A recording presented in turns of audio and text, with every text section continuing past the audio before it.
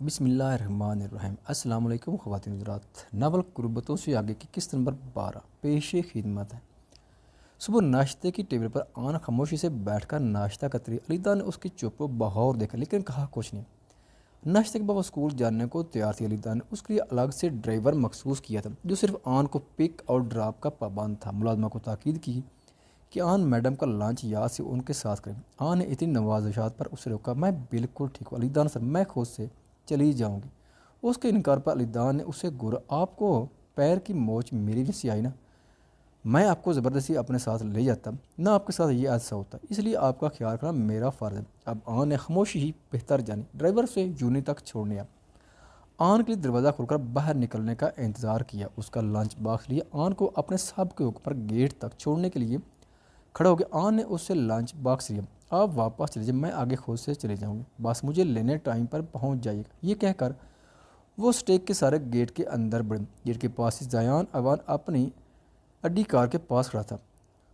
आन के पैर पर बैंडेज देखकर जयान का दिल तकलीफ से भर गया। वो उसकी बहन थी, भला वो उसके साथ कितना नाराज़ रहता। दिल के रिश्ते भी भला ज़्यादा देर तक नाराज़ रह सकते हैं। लाख रंजिश हो, लाख नाराज़गी हो, लाख लड़ाई झगड़े, खून के रिश्ते पलट पलट कर फिर से अपने असल के जाने बढ़ते, यही हकीकत है, बाकी फसाना है। आन जयान ने उसे पुकारा। आन ने जयान को देखा तो सपाट तासुरात के साथ के खड़ी होगी। ये तुम्हारे पैर के साथ क्या हुआ है? वो तफक्कुर और परेशानी आंखों में लीजिए आगे बढ़ा। नीचे झुककर आन के पैर को हाथ लगा चेक करना चाहा। आन ने लाशावरी तो पैर परे कर दी। मैं इत्तेफाकन गिर गई थी। उसके तसुरात बिल्कुल सपाट थे। दर्द हो रहा है? जयान के लहजे में बिरादराना शफकत और फिक्र साथ साथ ही। नहीं, अब दर्द नहीं है। उसका अंदाज साध रहा। आन की इस मुसलसल सर्द मुरी देखकर जयान तअस्सुफ से बोला, क्या अभी तक अपने भाई से नाराज़ हो? क्या ऐसी कोई ख़ास बात थी जिस पर मैं नाराज़ होती? आन नज़रें झुकाए बोलती, मुझे अफसोस है आन, मानता हूँ मैं तुम्हारे साथ सख्त बोला, लेकिन तुम्हारे जाने के बाद मुझे एहसास तो मेरी बहन मुझे बे इंतहा अजीज़ हो। जयान के दुखी तासुरात देख कर आन अपने भाई के लिए दिल में तकलीफ महसूस करने लगी। हकीकत में आवान फैमिली ने उसे बुरी तरह दुत्कारा था। सिर्फ जयान ही था जो अपनी सुताली बहन की इज्जत करते थे। उस वक्त आन का सेल फोन रिंग हुआ। हेलो, उसने कॉल उठाई। आज मुझे किस वक्त मिल सकती हो? जाना पहचाना सा नंबर ब्लिंक हो रहा था लेकिन सेव नहीं था। शायद आन ने ज़रूरत नहीं समझती कि अनजान लोगों के नंबर महफूज रखती। आन ने खुद को इस अचानक झटके से संभाली। में तुमने गलत नंबर पर कॉल मिलाई है, मैं तुमको नहीं जानती, सुकून से बोलकर जैसे दूसरे बैठे शख्स की चिड़चिड़ाहट और गुस्सा का मजा ली। आन आवान जवाबन दूसरी जानिब धाड़ कर उसे डांट पिलाएगी। तुमको कोई तमीज़ है? तुम्हारी हिम्मत कैसे मुझे इस कदर बदतमीज़ी से जवाब देने की? वो आदमी चीखा। आन का एक हाथ स्टिक पर से सख्ती से जम, दूसरे हाथ में थामी मोबाइल पर गिरफ्त सख्त हो गई। यहाँ पर तुम गलत हो। मेरा नाम आनिया असमत काजिम है। ज़रा पीछे जाओ और याद करो जब मेरी माँ ने तुमसे मिन्नत की मेरे स्कूल सर्टिफिकेट पर बाप के खाने में सिकंदर अवान लगाने, तब तुम थे ही ना जिसने मेरी माँ पर तोहमत लगाई। तुम अपने शक में इतने गिर गए कि अपनी ही औलाद को नाजायज़ कहकर धुतकारा। आन का लहजा हत्तुल इम्कान सपाट था। मेहरबानी फरमा कर आइंदा मुझे कॉल मत कर, ये मेरी ज़ाती ज़िंदगी पर असर अंदाज हो सकती है। कहकर सेल पावर ऑफ कर दे। जयान ये सब सुनकर डैडी थे? सवालिया, मेरा कोई बाप नहीं। आप ये कहना बंद करें कि मैं आपकी छोटी बहन। यहाँ आना बंद कर। मैं आपके ख़ानदान के साथ कोई भी वास्ता नहीं रखना चाहती।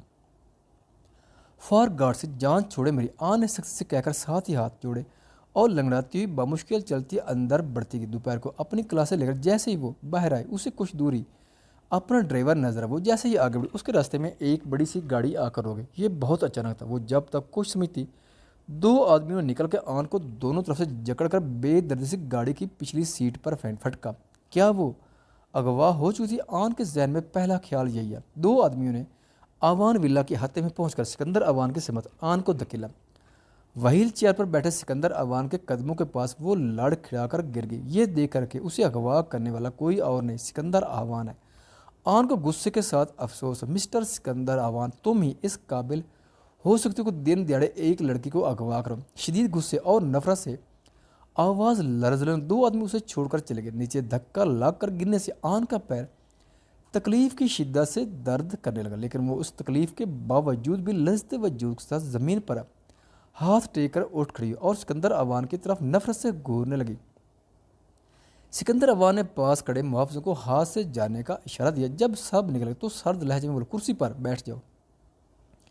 انداز میں حکمراں، آوان خاندان کی کرسی بہت پاک ہے، مجھے جیسی لڑکی بیٹھنے کے قابل نہیں ہو سکتی۔ سیدھا اور صاف جواب ہے۔ سکندر آوان غصے سے ابرو چڑھا کر اس ضدی لڑکی کو گورا، تم مجھ پر تھوک رہی ہو آن آوان۔ وہ دھڑا، آن کی نظروں میں ناگواری ابری۔ پہلی بات، میں آنیہ عصمت کاظم ہوں، عصمت کاظم کی بیٹی، اس لیے جملہ درست کرو۔ وہ جتا گئی، تمہاری بکواس سے حقیقت نہیں بدل جائے گی، تم رہو گی آوان خاندان کا خون۔ اس گندے خون کی ملاوٹ نے شرمسار کیا ہے مجھے، کیا نہیں تھا اس کے لہجے میں دکھ اور ملال۔ آن، وہ وہیل چیئر چلاتا اس کے قریب دھاڑا۔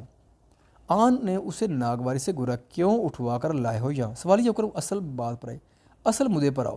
جس مقصد کے تحت سکندر آوان جیسے معزز کو آن جیسی گھٹیا لڑکی کو اغوا جیسا چیپ کام کرنا پڑا، تم علی دان کے ساتھ کیوں رہ رہی ہو؟ وہ تاپ کر اصل بات پر آتے بولا، it is not of your business. وہ سکون سے بازو سینے پر باندھ کر بولے، کتنے پیسے چاہیے تمہیں بولو؟ کیا وہ اسے لالچی اولاد سمجھ رہا تھا جو پیسے کی وجہ سے امیر آدمی کے پاس رہتی؟ آن کو اپنے باپ کی گھٹیا سوچ پر تأسف ہوا، افسوس کے ساتھ اسے ہنس آئی۔ یہ ہنس نہیں ہو، یہ ہنسنی چوگی بات تھی بلا۔ ہاں یقیناً تم نے اپنی ماں سے ایک بھی اچھی عادت نہیں سیکھی، سیدھی لڑکی، صرف اس جیسی کچھ شرم سے آری عادتیں سیکھی ہیں۔ وہ صاف چوٹ کر گئے، آن کی آنکھوں میں جیسے کسی نے مرچیں باری تھیں، دل میں تھا درد کی لہروں نے سر اٹھا۔ اب بات اس کی ماں کے کردار تک آ گئی تھی۔ شرم سے آری سے آپ کی کیا مراد ہے؟ وہ تپی تپی سی آواز میں بولی، مردوں کو لبانے کی گھٹیا عادت۔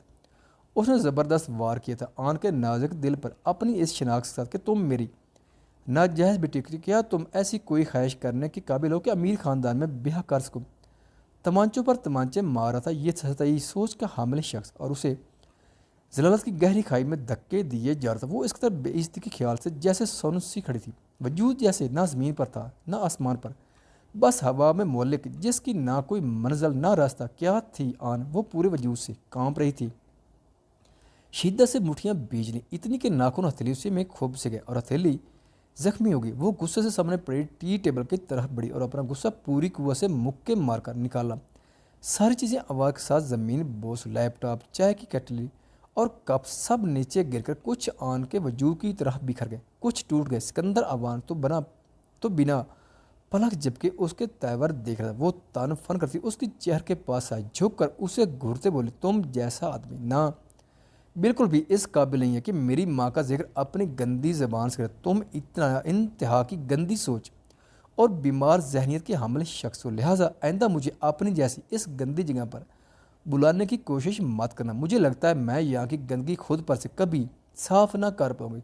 نام دھندلی ہوتی آنکھوں کے ساتھ یہ کہتے بنا ادھر ادھر نگاہ ڈالے وہ لنگڑاتی باہر جانے لگی۔ وہیں پیچھے سے آتی دھاڑ نے اسے روک جانے پر مجبور کر دیا۔ اپنے اور علیدان کے بیچ فاصلہ رکھو لڑکی، اور مجھے سختی پر مجبور مت کرو، ورنہ ایک باپ کی حیثیت سے میں جو کروں اس کی ذمہ دار تم خود ہوگی۔ آن کے قدم روک گئے۔ تنزیہ مسکرا کر پیچھے مڑ کر اسے دیکھا، کیا اب بھی کچھ باقی ہے؟ میں نے خود کو خود ہی سنبھالا ہے، اس لیے میں دھمکی دینے والوں کو پسند نہیں کرتی۔ جتنا مجھے دھمکی دو گی اتنا ہی میں ضد پر آؤں گی۔ میں بھی دیکھتی ہوں تم مجھ پر کتنی سختی کرتی ہو۔ یہ کہتی بنا اس کی سخت نظروں اور گوری کی پرواہ کیے باہر نکلتی چلی گئی۔ باہر کھڑے گارڈ نے اسے روکنے کی ہمت نہیں کی۔ روڈ پر تھکے تھکے لڑکھڑتے قدموں سے چلتی بالآخر سائڈ پر تھک کر بیٹھ گئی۔ ایڑی کی شدید درد کی وجہ سے اسے چلنے میں مشکل ہو رہی تھی۔ وہ جیسے جیسے اس بارے میں سوچتی جا رہی تھی ویسے ویسے اسے زیادہ حیرت ہو رہی۔ اس طرف اس کا جائز باپ تھا جس نے اسے قیدی بنا کر پاس بلایا، یہ دیکھ کر بھی کہ اس کا پیر زخمی، لیکن شروع سے آخر تک اس نے غلطی سے بھی نہیں پوچھا کہ تم کو درد تو نہیں۔ آنکھوں کی زمین پہ سوچ کر گلی ہوئی۔ وہ جتنی سوچتی جا رہی اتنا ہی اسے تعجب ہو رہا تھا۔ اس نے اپنے بازو کا اپنی ٹانگوں کے گرد حصار کھینچ لیا اور اپنا سر اس میں چھپا کر خوب رونے لگی۔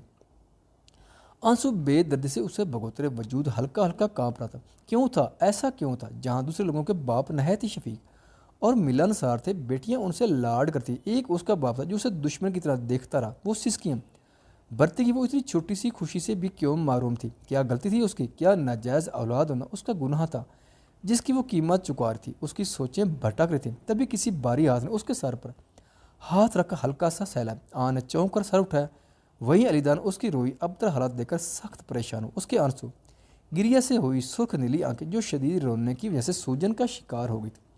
وہ ہر بار اس جگہ کیوں ہوتا تھا جب وہ تکلیف میں ہوتی تھی؟ وہ حیران ہوئی۔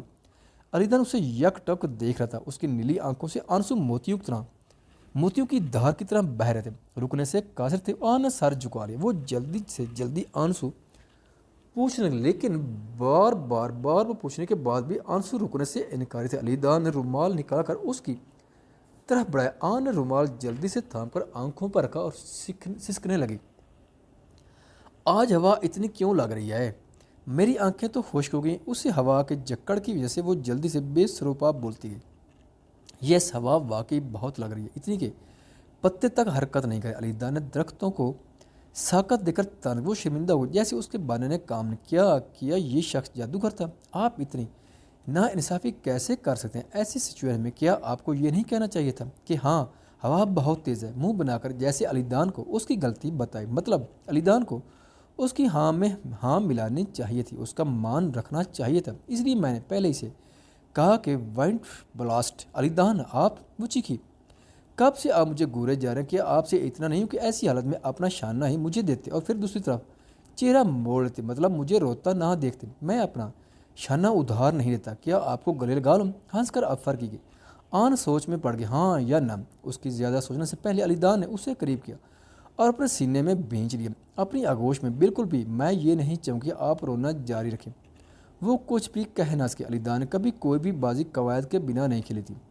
علی دان کا حصار بہت مضبوط تھا، اس کی گرمائش میں آن کا سرد اور مردہ ہوتا دل بھی جیسے سانس لینے لگا۔ اسی وقت ایک ریڈ کار گزری اور گاڑی میں سوار کی آنکھیں حیرت سے کھلی رہ گئی۔ یہ گھٹیا لڑکی علی دان کے حصار میں کیا کر رہی؟ گاڑی میں بیٹھی شخصیت نے دانت پیسے اور گاڑی اوان ولا کے گیٹ سے گزر کر بڑھ گئی۔ ریڈ کار اوان ولا کے ہتھے میں جھٹکے سے جا کر کوئی بینش اوان غصے اور نفرت سے ملے جذبات سے بھری کار سے تیزی سے نکلی اور تیز قدم بڑھاتی اپنے باپ کے پاس جا کر زور سے چلائی، ڈیڈ، میں نے ابھی بھی اس گھٹیا عورت کی گھٹیا بیٹی کو باہر دیکھا ہے۔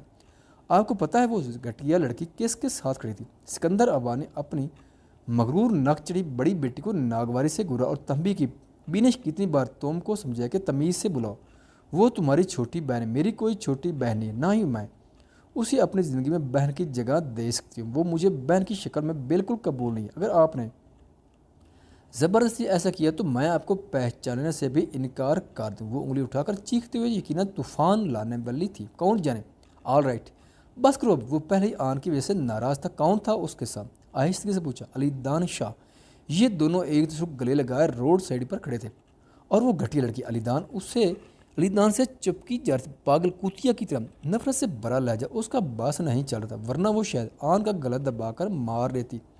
بینش اوان سچ میں سخت ناخوش تھے اور اس پورے شہر میں علی دان شاہ کو صرف وہی ایک لڑکی نظر آئی۔ کیا؟ سکندر اوان کی نظر میں بینش اوان کی بات سن کر گہری سوچ کے سائے لا رہا ہے۔ آخر اسے کیا کہ آن جیسی کام تر درجہ لڑکی کی طرف مائل ہو؟ بینش کا سوچ کر برا حال ہو رہا تھا۔ وہ یہ قبول ہی نہیں کر پاتے کیونکہ یہ مشکل تھا۔ یہ لڑکی آن اوان پورے منصوبے کے ساتھ ان کے خلاف کھڑی ہوئی ہے۔ کیا تم کو نہیں لگتا؟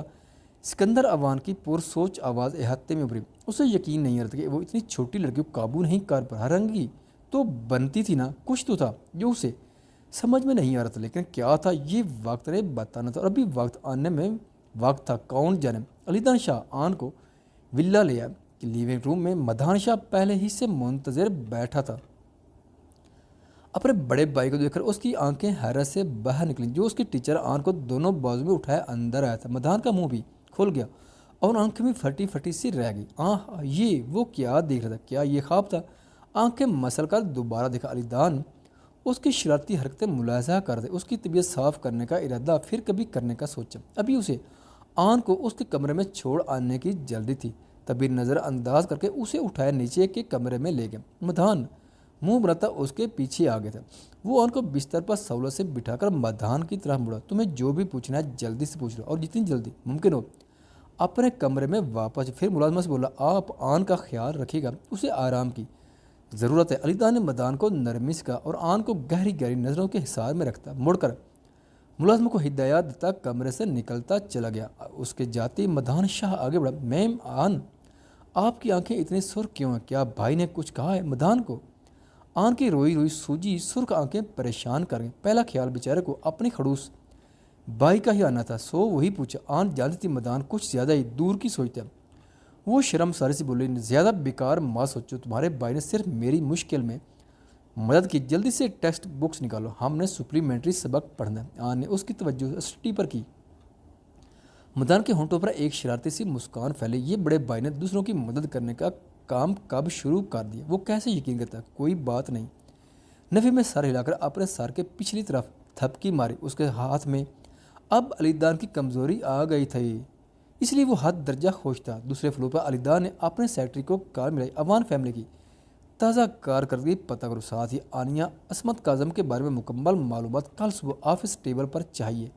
انڈرسٹینڈ؟